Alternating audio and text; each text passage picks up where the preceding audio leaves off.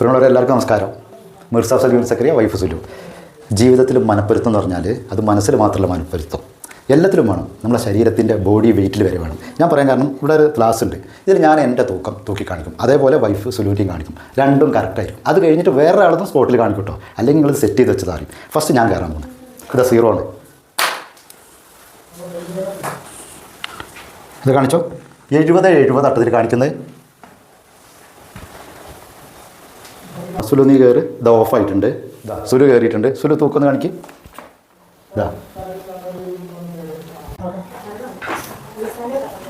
66. പടച്ചോനെ 98. ഭർത്താക്കന്മാർ തമ്മിൽ മനപ്പൊരുത്തുണ്ടെങ്കിൽ അവരുടെ വെയിറ്റ് വരെ കറക്റ്റായിരിക്കും അല്ലേ? എത്ര വൈഫിൻ്റെ എത്ര തൂക്കം?